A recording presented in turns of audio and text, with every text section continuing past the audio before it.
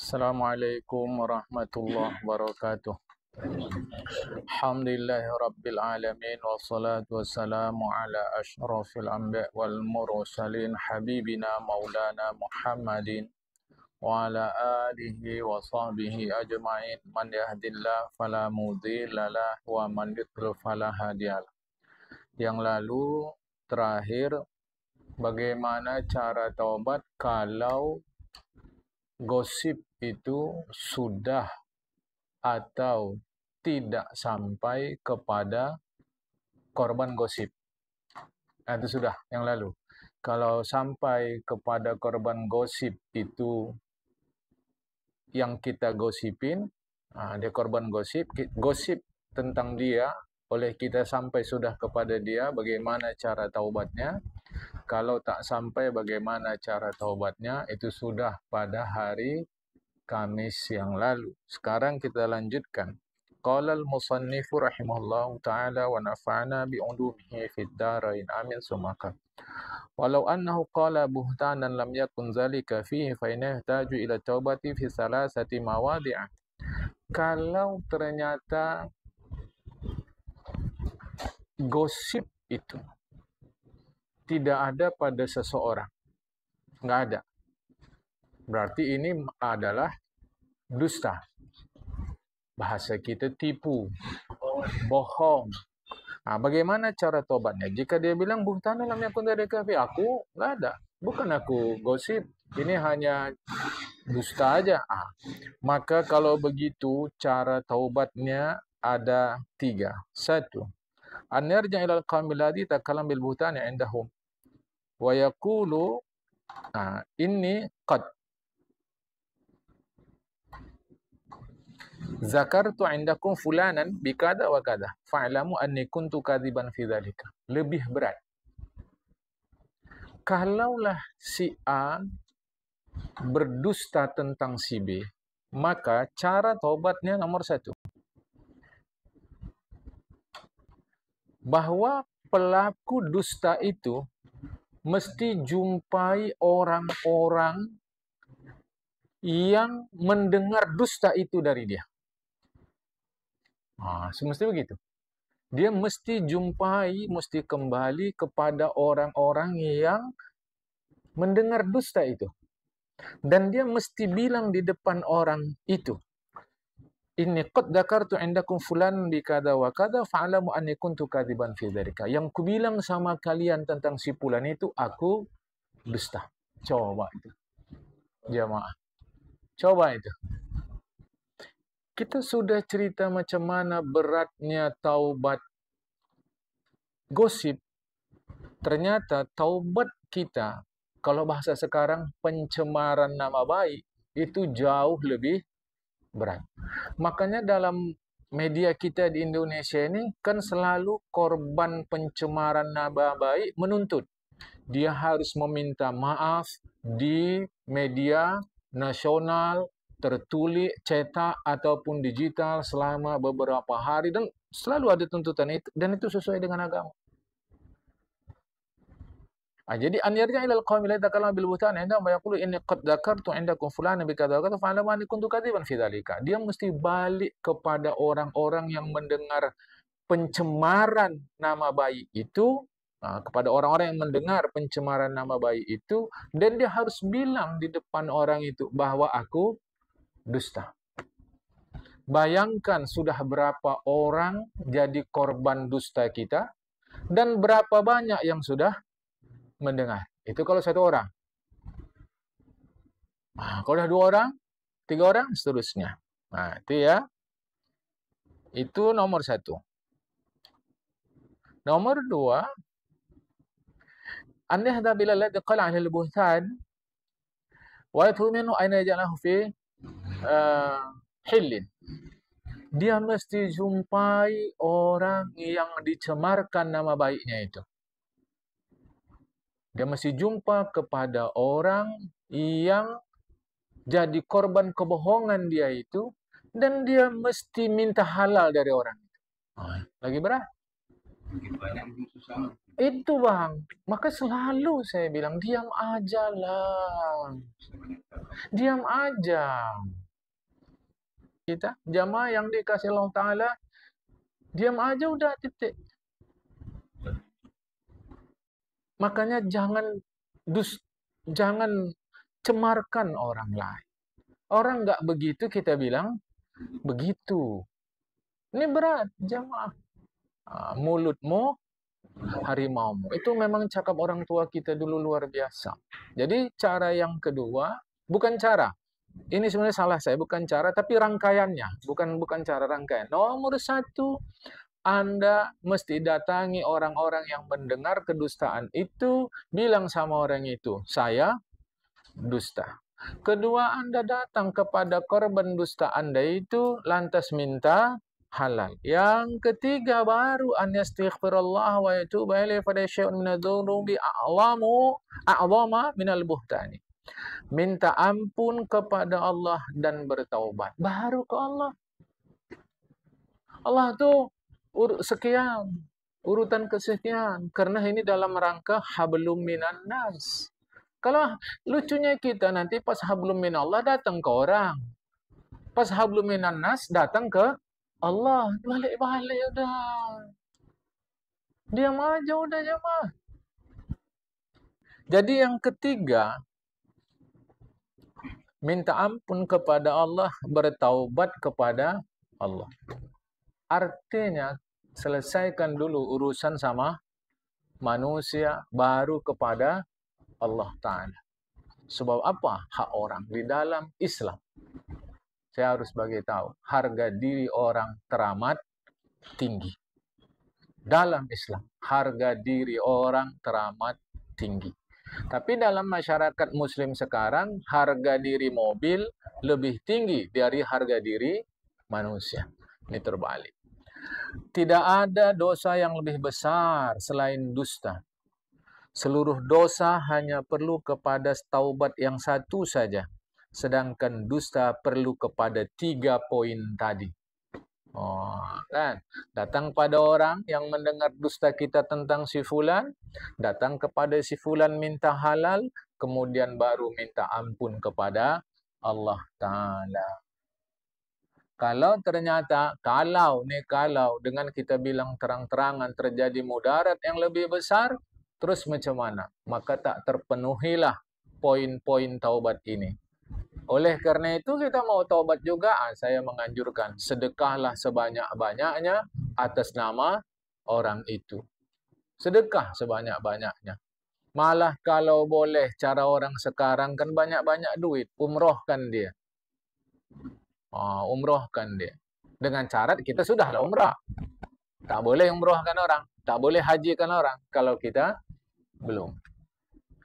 Allah Subhanahu wa Ta'ala merangkaikan kata-kata dusta di dalam Al-Quran surah Al-Hajj ayat 30 dengan kekufuran. Bismillahirrahmanirrahim. Fajtanibu rijsa minal awsani wajtanibu qaula zuri.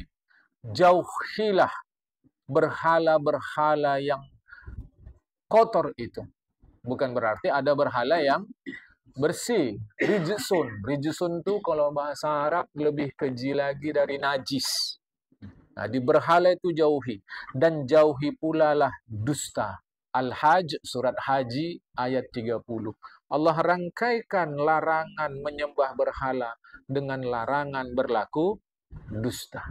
Menunjukkan level dosanya sangat besar.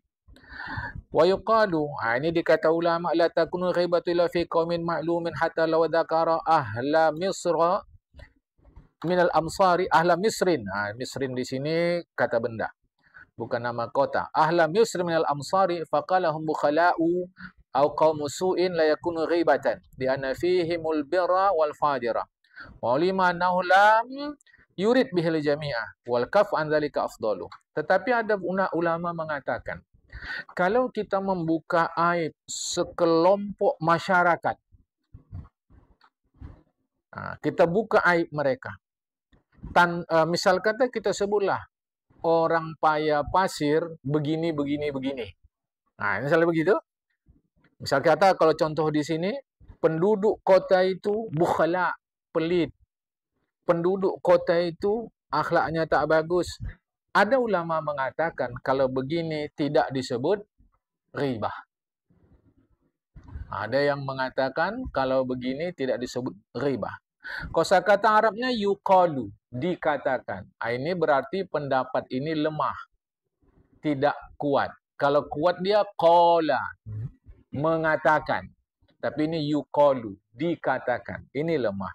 Mengapa tidak disebut ghibah? Karena di antara masyarakat itu pasti ada yang baik, pasti ada yang buruk. Jadi kalau dibilang orang sana itu buruk, yang baik tak masuk. Maka ini tidak disebut ghibah. Sedangkan diketahui bahwa orang yang mengatakan demikian biasanya pasti tidak memaksudkan semua. Biasanya gitu. Mesti tidak memaksudkan semua, maka tidak disebut ghibah. Begitupun tidak mengatakan demikian jauh lebih utama, lebih baik. Kan tak boleh jamaah, sebaiknya diam. Tetapi kalau kita tengok kenyataan sekarang, alhamdulillah berkat ada internet. Perhatikan yang kita mungkin nonton televisi internet, ada masyarakat suku di Indonesia yang mereka malah menuntut orang yang melecehkan mereka. Menurut mereka, jamaah. Jadi jamaah yang dikasihi Allah Subhanahu wa taala, tak mampu kita katakan yang baik, hendaknya jangan kita ghibah. Wa dzukiran ba'di zuhad, disebutkan dari sebahagian ulama yang zuhud-zuhud bahwa dia pernah membeli sehelai pakaian untuk istrinya. Mungkin diterjemahkan di situ katun. Kain katun. Kapuk ya. Dia pernah belilah. Maka kata istrinya, bang, yang jual-jual kain katun macam gini-gini nih, ini orangnya tak bagus akhlaknya semua kayak gini nih. Qaumun, berarti semua tak bagus ini. Mereka sudah tipu abang nih dalam hal kain katun nih. Apa sikap suaminya? Fatallaqa rajulun ra'atahu. Diceraikannya istrinya. Ditanya, kenapa dilakukan itu? Kata suaminya, aku ini pencemburu. Aku takut di akhirat nanti para penjual kain katun itu menuntut dia nanti semua. Aku takut nanti orang itu nuntut dia semua. Sampai-sampai nanti dibilang jadi bahan cerita orang di akhirat, istri si fulan tak selesai urusannya kecuali karena tergantung dengan maaf para penjual kain katun itu. Daripada aku cemburu nanti di akhirat nengok istriku dibegitukan orang, elok sekarang dia kuceraikan. Sampai begitu para ulama menjaga marwah dirinya dan marwah istrinya. Jangan pula kita sekarang ceraikan istri kita. Jangan, sebab kita pun bukannya orang baik juga. Jamaah kita masih sama saja. Ini kerja para ulama menjelaskan kepada kita bahwa sangat berbahaya terkait hak atau harga diri orang lain. Dikatakan, tapi ada 3 yang tidak ghibah. Kalau kita ceritakan tentang 3 ini tidak ghibah. 1, penguasa zalim. Kalau kita ceritakan kezalimannya itu tidak ghibah. Maka di Al-Quran ada cerita tentang penguasa zalim. Firaun. Itu tidak ghibah. Yang kedua, wafasikun mu'linun. Orang berbuat aib, tapi dia menampakkan aibnya. Macam cara sekarang kita ceritakan si fulan tak sembahyang. Tak apa-apa. Karena memang dia menampakkan dirinya tidak sembahyang. Tetapi jauh lebih bagus tidak diceritakan. Apa perlunya? Yang ketiga, sahibu bid'ah. Pelaku bid'ah. Pelaku bid'ah. Ya, jemaah, bid'ah ini adalah keyakinan-keyakinan sesat. Adapun dalam fikih itu tidak disebut bid'ah, itu khilafiyah. Seperti kunut, itu khilafiyah. Keempat-empat ulama madhab itu berbeda pendapat. Seperti mengucap lafaz niat sebelum mengerjakan apa-apalah, apakah sembahyang, apakah zakat, apakah puasa, apakah haji, itu bukan bid'ah, itu khilafiyah. Kecuali dari Rasulullah tidak ada secara langsung atau tidak langsung. Nggak ada. Kita tambahkan, baru disebut bid'ah. Apa contoh? Kalimat innallaha wa malaikatahu dari surat Al-Ahzab itu sebelum azan. Kita baca sebelum azan, nggak apa-apa. Solawat kita sebelum azan, baca ayat, zikir-zikir sebelum azan, nggak apa-apa. Tetapi ketika kita meyakini bacaan itu bahagian dari azan, barulah dia bid'ah. Nah, itu menambah-nambah. Ini agama. Yang bukan agama. Nanti kalau kita masuk bulan maulid, buat acara maulid, itu sama sekali bukan ajaran agama. Nggak ada itu ajaran agama. Maka nggak bisa itu kita bilang bid'ah. Oleh karena itu adat saja, adat masyarakat. Tapi kalau kita meyakini buat acara maulid adalah ajaran agama, baru disebut bid'ah. Pelaku-pelaku bid'ah ini kalau kita ceritakan tak apa-apa. Boleh, jemaah.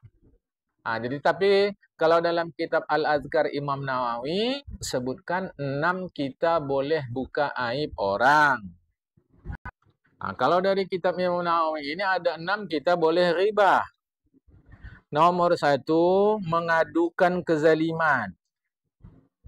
Mengadukan kezaliman. Misal kita dizalimi orang, tak bisa kita ngambil hak kita lagi, kita adukan sama orang lain supaya hak kita kembali. Boleh. Boleh, jemaah. Zalim ini saya sudah pernah terangkan, mengambil hak orang atau menahan hak orang tanpa kebenaran agama. Jadi boleh. Si A, misal kata, cara sekarang lah, dicurinya kereta kita. Ini kan zalim, jemaah. Tapi nggak berani kita ngambilnya. Ngeri, kita lapor sama si fulan-fulana. Melalui dia itu bisa diambil. Tak masalah. Yang kedua, listan atau takhiril munkar. Mengubah kemungkaran. Kita tahu orang itu buat mungkar. Misal minum khamar. Kan itu aib. Jamaah. Tak bisa kita ubah kecuali minta tolong si fulan. Kita kasih tahu si fulan. Fulanlah mengubahnya. Boleh. Itu tak berdosa. Jadi nomor 2, mengubah kemungkaran. Nomor 3, minta fatwa. Minta fatwa. Apa hukumnya, Pak? Kalau saya sebagai istri ngambil uang suami tanpa izin dia karena dia pelit, belanja kami tak dipenuhinya. Boleh tidak, Pak? Kan jadi suami disebut. Boleh, tak ada masalah menyebut identitas di situ. Namun kalau bisa tanpa sebut identitas, jauh lebih baik. Contoh, anak gadis kita dilamar si fulan. Kita ingin tahu tentang si fulan, kita tanya sama orang. Cemana si fulan ini, dia datang melamar anak saya. Kita tahu. Kalau kita yang ditanya oleh calon mertua si fulan itu, cukup dengan mengatakan, bagusnya, usahlah terima. Kalau cukup dengan bilang begitu saja, cukup, dah. Tapi kalau calon mertua, cemana rupanya? Boleh kita ceritakan. Yang datang ke kau nih penipu nih. Udah 3 orang perempuan ditipu dia. Beginilah kondisi dia. Jangan sempat anak kau. Boleh. Boleh. Jamaah. Ya. Itu namanya istifta, minta fatwa. Yang keempat, melindungi orang muslim dari kejahatan dia. Boleh. Itu maka dalam hadis selalu disebut hadis ini tidak bisa diterima karena periwayatnya penipu. Hadis ini tidak bisa diterima karena periwayatnya suka berkhianat.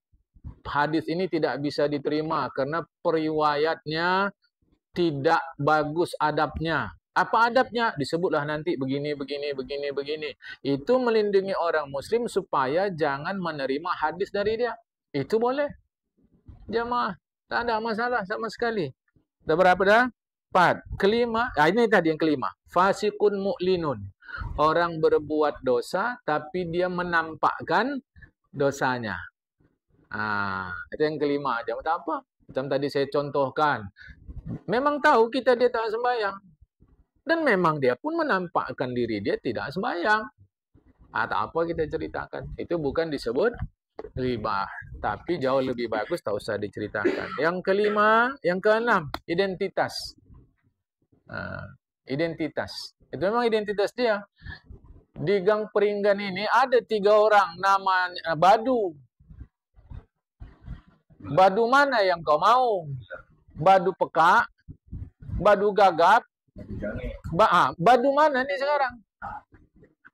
Ini boleh dengan catatan orang yang bernama Badu itu rela gelar-gelar ini mereka dipakaikan untuk mereka.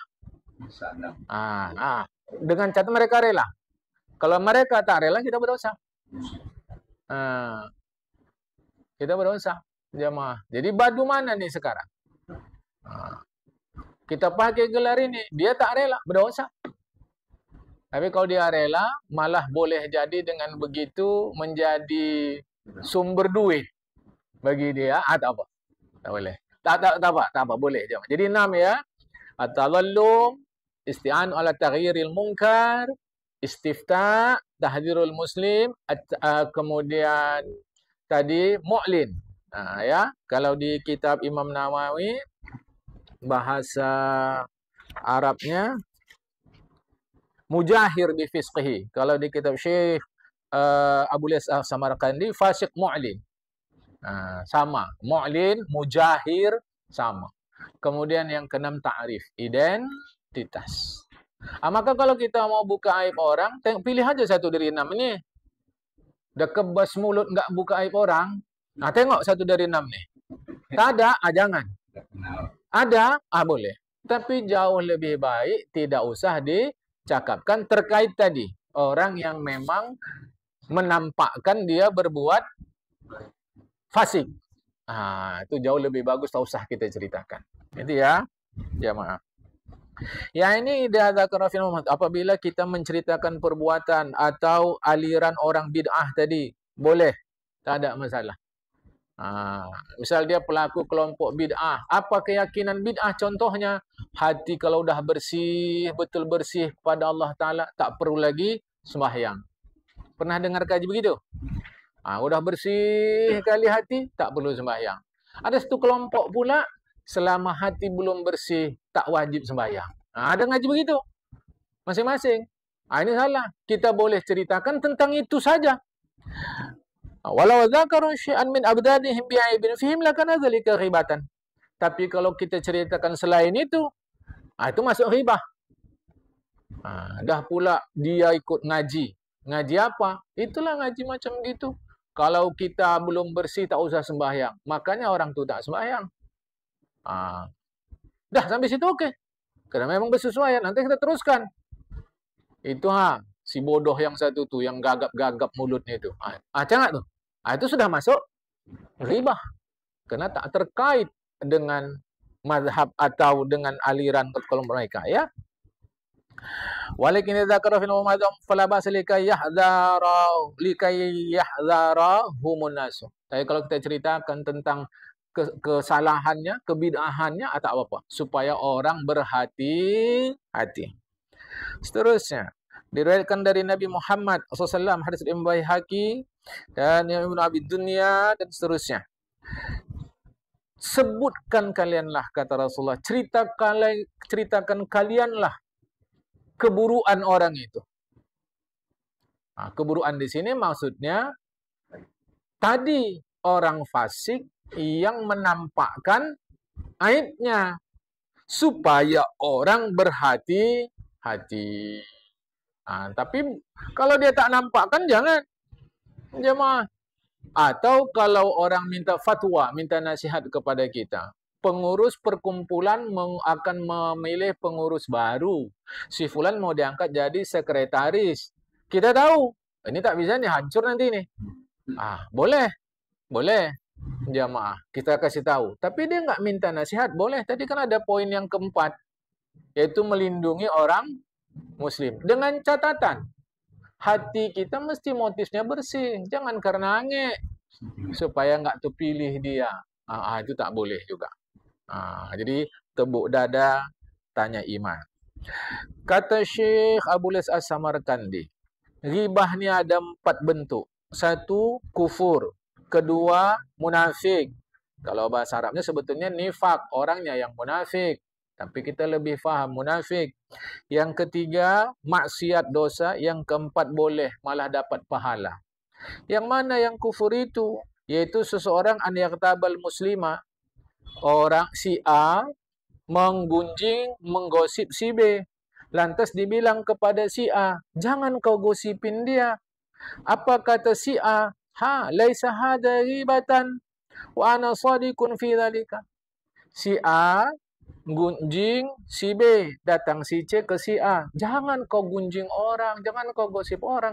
Kata si A, ini bukan gosip, aku jujurnya ini. Kan gitu kita selalu. Aku jujur aku nih. Kan? Ini keras nih. Berarti dia menghalalkan yang diharamkan Allah. Siapa saja yang menghalal yang diharamkan Allah, murtad, kafir lah dia. Tapi kalau orang-orang Muslim kita ini tentu tidaklah maksudnya menghalalkan. Cuma mungkin karena belum tahu dia. Apalagi cara orang sekarang, ya udah umum, macam mana, kata dia. Itulah alasan itu. Kan? Jadi ini kufur. Kalau dia menghalalkan yang diharamkan oleh Allah. Nomor 2, nifak. Si A meribah si B. Si A meribah si B. Fala yusammi indaman ya'rifu wa yuridu bihi fulana. Tapi enggak disebutnya nama si B. Cuma orang-orang yang dengar tahu. Maksud si A ini si B nih. Tahu orang. Hati-hati jemaah. Fahuwa yaqtabuhu. Si A sudah disebut menghibah, menggunjing, menggonsip si B. Tapi kan aku nggak sebut nama. Kan orang tahu ke situ maksudnya. Hati-hati jemaah. Padahal si A menganggap dirinya baik. Karena tidak menyebut nama. Padahal dia sudah buruk. Ini munafik. Hati-hati jemaah. Jangan cerita kita menggiring orang untuk memaksudkan seseorang yang sedang kita ceritakan. Jadi jaga-jaga jemaah. Jadi apa yang mau awak ceritakan? Nggak ada lagi. Ya udah diam. Kebas mulut, zikir. Kan? Kalau mau diribah juga, setan diribah. Apa masalah kan? Ya kan selesai. Ini mau hati-hati ya. Jadi dia menganggap dirinya warak, baik, karena nggak menyebut nama si B. Dan orang paham maksudnya si B, nifak. Hati-hati ya, Ma. Suzon jadinya. Yang ketiga, maksiat dosa. Udah kalau ini udah biasa lah. Kan? An yaqtaba insanu yusami wa ya'lama annaha maksiatun. An yaqtaba insanan yusammiyahu wa ya'lama annaha maksiatun. Dia ribah si A, si A mengribah si B. Sebutnya lah nama si B. Dan si A tahu bahwa perbuatan ini dosa. Berdosa lah dia. Jemaah. Ini yang umum kita ceritakan.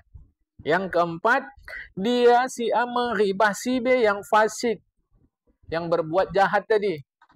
Yang buat tak betul. Tetapi si B memang menampakkan sama orang. Dia berbuat fasik. Atau dia pelaku bid'ah. Maka kalau kita ceritakan, malah kita dapat pahala. Supaya li'annahum yahdharuna minhu idza arafu ahlahu, supaya orang berhati-hati apabila mengenal begini ini, jangan dibuat seperti ini. Itu boleh, ya. Diriwayatkan dari Nabi Muhammad SAW yang tadi itu, ya. Uzkurul fajr fihi likay yahdharahun nasu. Ceritakan keburukan orang yang memang menampakkan keburukannya supaya orang berhati-hati. Ini ya. Dapat paham jemaah? Insyaallah paham ya. Jadi Diam-diam sajalah. Saya sibuk cerita-ceritakan orang. Kan? Diam saja. Qala al-faqih, berkata Syaikhul Islam Markandi, saya baca terjemahan saja. Ayahku cerita bahwa para nabi-nabi itu, tapi yang bukan rasul ya, nabi-nabi, kata ayahku, mereka sebahagian ada bermimpi-mimpi, sebagian mereka ada yang mendengar suara tapi tidak melihat sesuatu. Ada kalanya nabi itu begitu. Mereka mimpi atau tak mimpi tapi dengar suara tapi sosoknya tak nampak. Begini kata ayahku gini.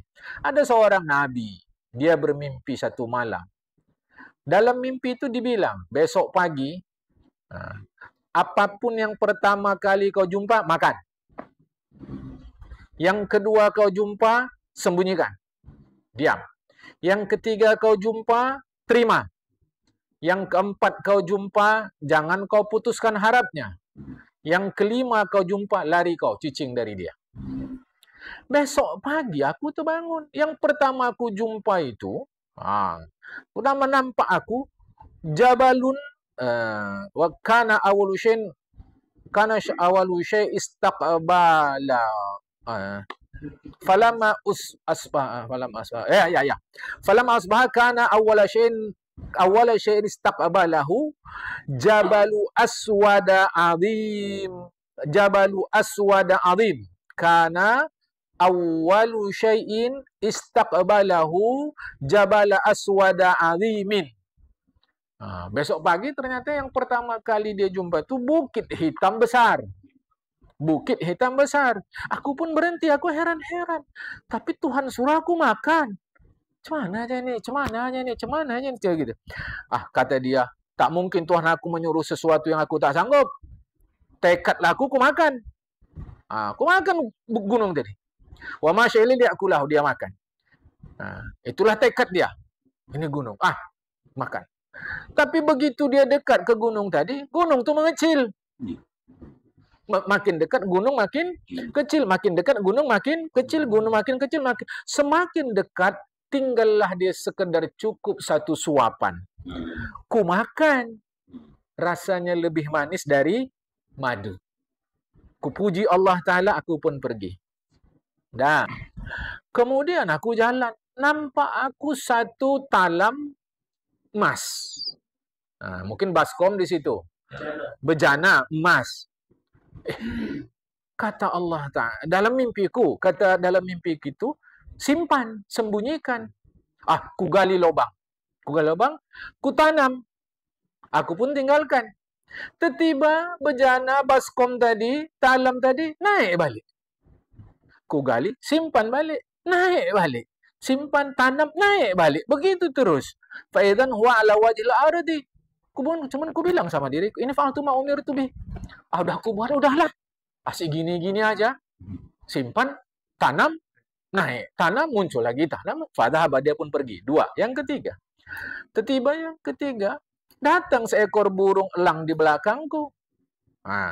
Fastaqbalahu ta'irun khalfahu bazin. Yuridu an ya'khudahu. Burung tadi ingin pula mencakar dia. Tapi burung tu cakap, wahai Nabi Allah, tolong aku. Ku tolong, ku terimalah dia. Karena itu kata mimpi kalau jumpa yang ketiga, ku tolong. Ku simpan dia di lengan bajuku. Orang Arab lengan bajunya besar-besar, masukkan. Lantas kemudian, burung elang tadi pun bilang, ya Nabi Allah, aku lapar. Aku ingin dari semalam nih, dari pagi tadilah, ingin berburu, tak dapat-dapat.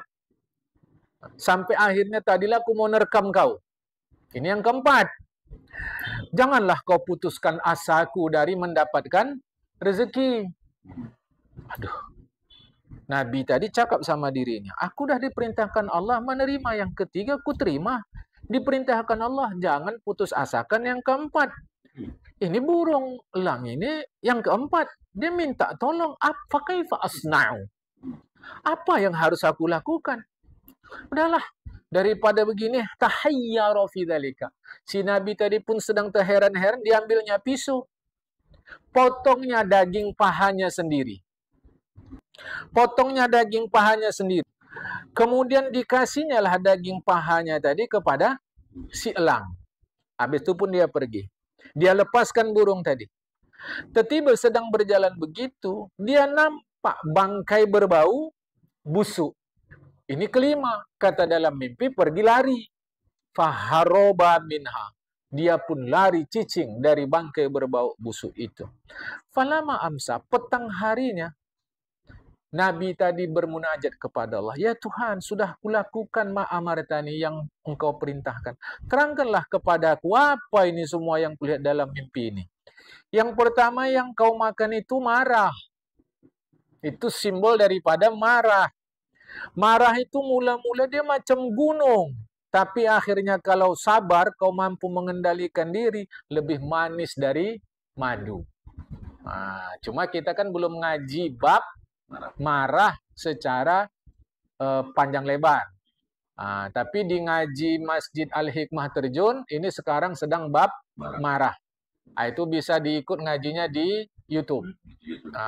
Ya, itu marah. Yang kedua itu tadi, Mas, tanam, naik, muncul balik. Tanam, itulah perbuatan baik. Macam manapun kau sembunyikan perbuatan baik, tetap nampak. Maka untuk apa kita publikasikan perbuatan baik kita? Untuk apa cerita-cerita sama orang perbuatan baik kita? Karena perbuatan baik macam mana kita sembunyikan, dia akan dinampakkan oleh Allah Ta'ala. Tak sabar awak atas kerja Allah, awak nampakkan dah macam Allah pula awak jadinya. Yang ketiga itu, yang dia minta tolong itu adalah orang yang dipercaya.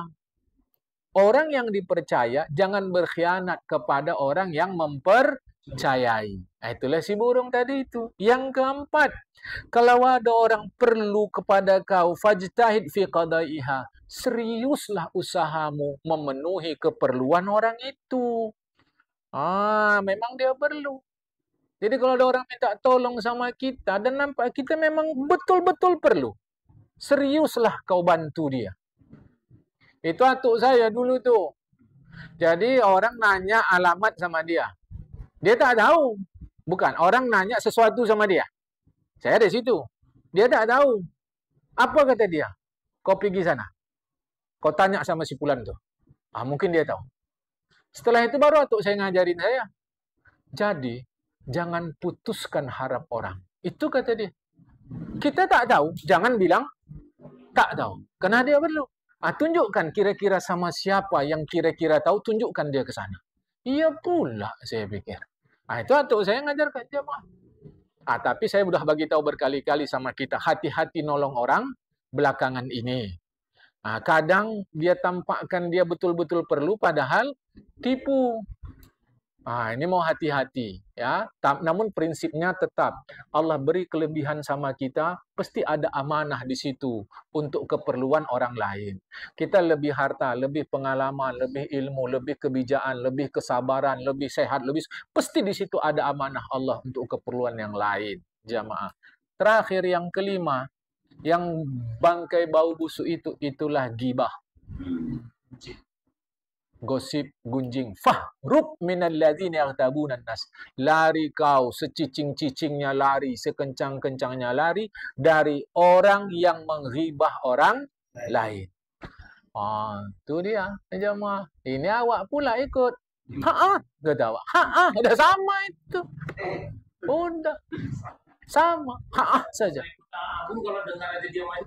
Sama. Ya contohnya waktu polisi grebek orang main sabung atau lagayam. Awak jemur pakaian belakang rumah. Lokasi dekat situ. Kira-kira kita keciduk nggak sama polisi? Keciduk. Walau dilepaskan pening juga kepala awak. Itulah dia sama. Ya, jadi kita ada di situ kena. Lepas nih kalau ada dialog silakan. Assalamualaikum warahmatullahi wabarakatuh.